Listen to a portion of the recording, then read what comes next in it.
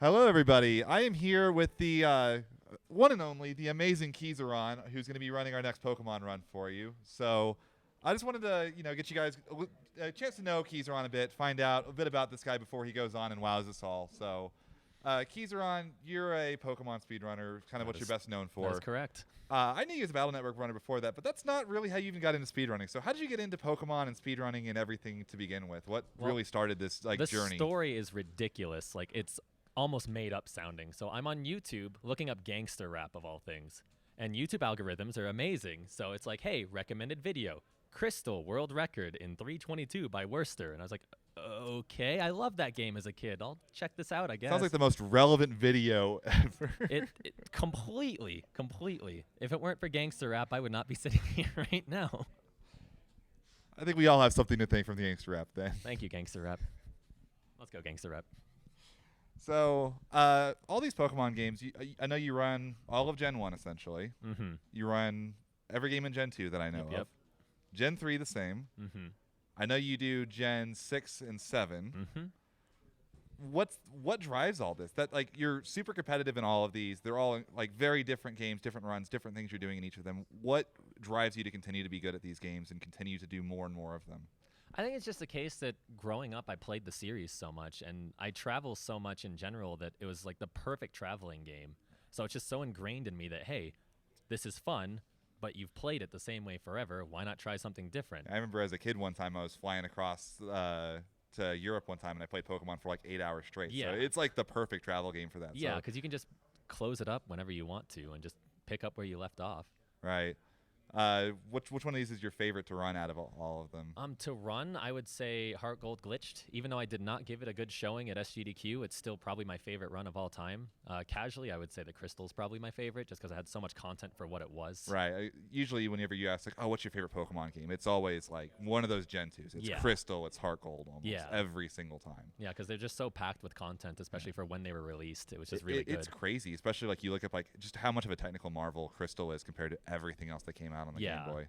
Yeah. It's absolutely bonkers. So it makes sense. It's just one of those things. It's always like funny to hear. You'll hear like at small vocals, people say like Gen 1, and you'll have like a couple people be like contrary and be like, no, Gen 4 or Gen 3. And it's like almost everybody says like, nah, Gen 2 is where like, the series really just got everything right. Yeah, agreed. So, speaking of GDQs, you're kind of infamous for like liking these certain children's book series, right? Like these Nancy Drew, right? Yeah, Nancy Drew. Yeah, I thought it was a series of unfortunate events, but Nancy Drew's pretty solid. I'm down with the Nancy Drew books. so obviously we're referring to Animorphs. Of course. How does what's the story behind Animorphs? Why did Animorphs become this like thing that you do? Because as I understand it, the most you ever did with the actual books is you picked up the corner of the book and you went and you saw the guy transform into the animal. Yep. So the story behind that was, I think it was AGDQ 2015. Shenanigans _ another Pokemon runner. He went to eStarland, which was a local retro game store, and he found a copy of the game and he picked it up. I saw him stream it a couple of times before the following SGDQ. Did he know anything about the game when he picked it up? I think he had it when he was a kid, or he had known about it or something, but he couldn't get past the second mission. And so I was like, it was either me or him that said, bring it to SGDQ, and we'll figure out a way to beat it. And that's kind of how it all started. We spent all that time playing it. We didn't practice our games nearly as much as we should have. It's one of my favorite SGDQ memories is going to SGDQ, and we're in like the casual games room, and just in the corner, there's just this like circle of Pokemon speedrunning nerds, all of them trying to beat this game that we have no documentation that anybody had ever beaten this game. You know, and it's like, go goat, go goat, go goat. Oh, nope, goat's not the goat. Okay. Yep. Go squirrel. I think my favorite part about that particular memory was we had more people in that room than there were in the audience watching the run live. It was so bizarre. And like as soon as we finally beat the game, you just see a bunch of nerds just like, yeah, we did it. We beat the game. It was like a giant pop off and like applause. Yeah. Like you would have thought like, I don't know, your favorite team had won the World Series or something. It was one of the everyone was like hugging and fist bumping. It's one of the most bizarre things I've ever seen. It's one of my favorite GDQ memories just because of like how like perfect the moment was. Yeah. Like you guys found a game that encapsulated Pokemon speedrunning while having none of the good qualities. Exactly. And you guys were celebrating this fact. Mhm. I've never seen anything like it, and it was one of the most fun things. It was a unique memory for sure. So, on a little bit more serious note, you recently had a lot of health issues Do you want to talk about those a little bit, like how they've changed your outlook on the community, on speedrunning as a whole, and just, how you plan to move forward?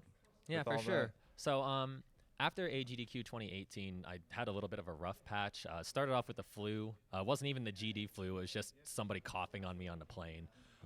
So, that was pretty standard. Then I had some stomach issues. Don't know what really caused that. I was just nauseous all the time. But then all of a sudden, and, at the risk of immature jokes coming out from the chat, like I was taking a shower one day and I was doing a self-check. My right testicle was a lot firmer than it should have been, and I was like, well, that's not right, so I should get an appointment right away. And that kind of started the whole sequence of, oh, well, we need to get you in for an ultrasound. Oh, well, it's a tumor. Oh, well, it's testicular cancer. And so much happened so quickly. It was a span of a week and a half or two. Right. And I remember just following kind of the saga on Twitter because letting you do your own thing. It's obviously like a very personal thing. You need to take care of it as best you can. And I'm just like, wow, this is like really, really fast. And it was really scary. I tried my best to stay positive about it, but like I was a lot more scared than I was letting off. But thankfully, a lot of things worked out. Insurance lined up. I was able to get the removal surgery. I don't have to worry about chemo. Apparently, they removed a good portion of it to where I'm only being monitored for the next 5 years. Okay. Hopefully nothing happens from there. 98% survival rate, really, really good. Okay. It's definitely changed how I've approached things. I'm still sarcastic, but I try to be a little more friendly sounding than I have in the past. I'm definitely changed my diet, changed my outlook on life in general. Like I'm just very much living each day could be like your last, so enjoy it. Right. I was saying also like just the outpouring of support I'm sure was fantastic. The outpouring of support between like was crazy. Keizaron and the amount of money there, and I'm sure even just like the sheer like volume of tweets you were getting, just like people checking in. My social media pages were blowing up. A bunch of people within the community decided let's create Keizathon, which was just a way to try and alleviate some of the medical bills I had. Right. And the initial goal was $1,500, and we were thinking we're probably going to hit a few $100s here and there. Right. But it went above and beyond. It got to $5,600. Wow. So the way we divvied up that money was we had the bills covered. Right. We did 10% because of taxes, and then the remainder of that, which was about $3,400 to $3,600, I can't remember off the top of my head. We did that directly to PCF because if it weren't for PCF, I wouldn't have known. Check this, do this if that happens. Like PCF actually directly helped me out. It's great that like in doing this, the community came together and not only managed to help you, but went above and beyond the call. Yeah. And tried to do something greater for the community, like the world at whole. Yeah. So that's just it's such a fantastic story that. Yeah. I know it's a little bit personal, but I'm really, really glad that you're so open and willing to share that with everybody.